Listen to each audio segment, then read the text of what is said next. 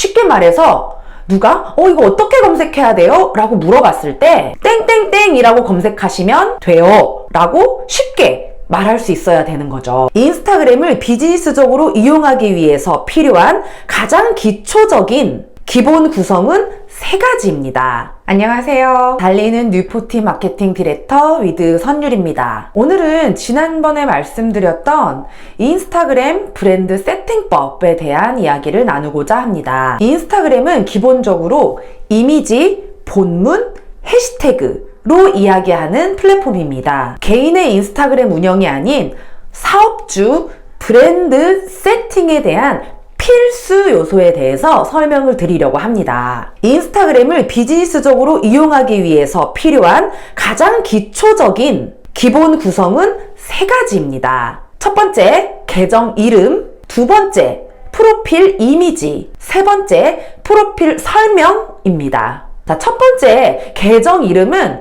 우리가 알고 있는 계정 아이디라고 할 수 있죠. 영어로 이루어져 있습니다. 개인이 운영하는 인스타그램이 아니기 때문에 직관적이면서 쉬운 아이디여야 됩니다. 쉽게 말해서 누가 이거 어떻게 검색해야 돼요? 라고 물어봤을 때 땡땡땡이라고 검색하시면 돼요 라고 쉽게 말할 수 있어야 되는 거죠. 듣는 사람은 하고 바로 검색해서 이거네요 하고 찾을 수 있어야 됩니다. 자, 그렇기 때문에 보통 한글 발음과 영어 그 아이디가 비슷하게 가는 경우가 많아요. 아이디어스의 경우 아이디어스 _ 클래스 이런 식으로 만들어져 있고요. 이케아의 경우 이케아 KR 이런 식으로 똑같은 모습으로 많이 갑니다. 근데 이제 오늘의 집 같은 경우는 오늘의 집 이걸 영어로 풀기가 조금 어렵죠. 그래서 today house 이렇게 쉬운 영어에 오늘과 집을 붙여서 만들기도 합니다. 어쨌든 가장 좋은 것은 내 브랜드명 그 자체로 그대로 영어로 사용을 할 수 있다면 가장 베스트고요. 이 브랜드명을 정할 때 가장 주의해야 될 점이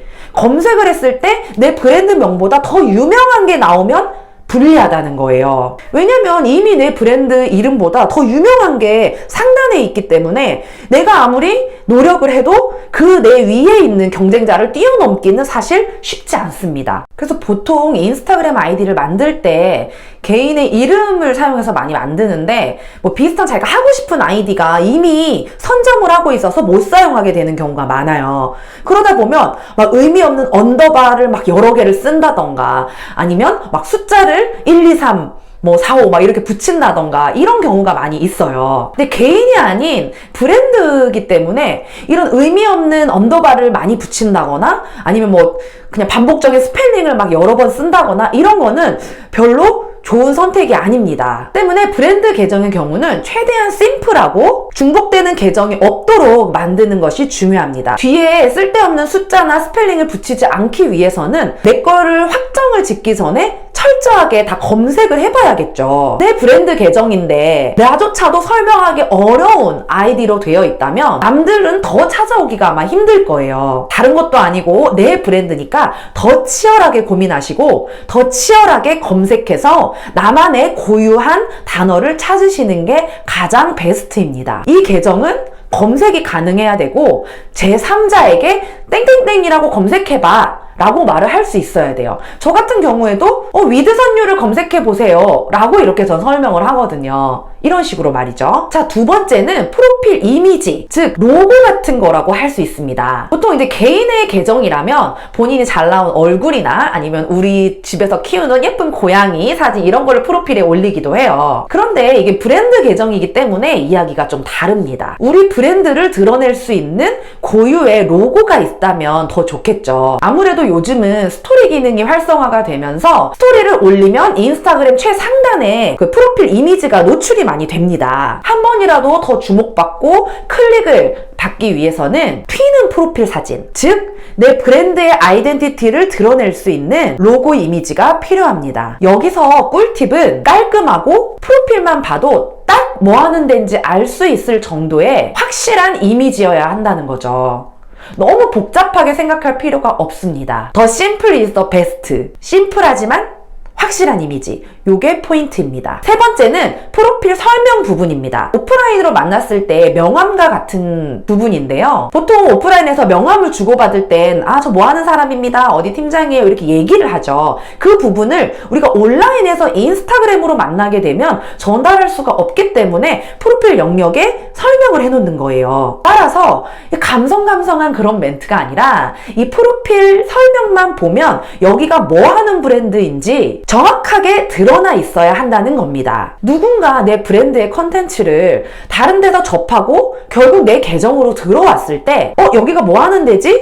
여기 뭐 하는 데구나 라고 바로 알 수 있는 영역이 바로 이 프로필 영역입니다. 여기서 주의해야 될 점은 프로필 영역은 글자 수 제한이 있다는 거예요. 때문에 주절주절한 문장이 아니라 최대한 간결하고 임팩트 있는 문장으로 이루어져야 된다는 거죠. 어떤 브랜드인지, 누구를 위한 브랜드인지, 그래서 무엇을 파는지, 그것을 사려면 뭘 클릭을 해야 되고 어디로 가야 되는지, 이러한 내용들이 그 프로필 영역에 다 드러나 있어야 합니다.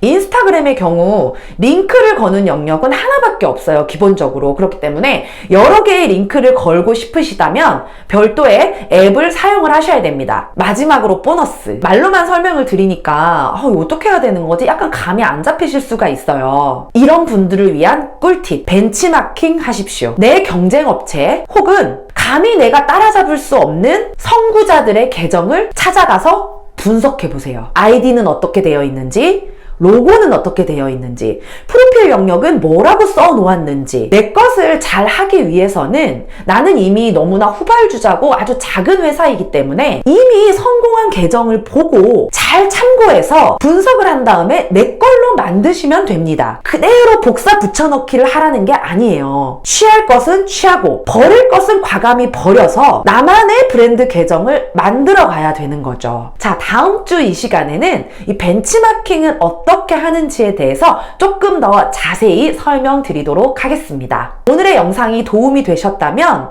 좋아요, 구독, 알림 설정 부탁드립니다. 안녕!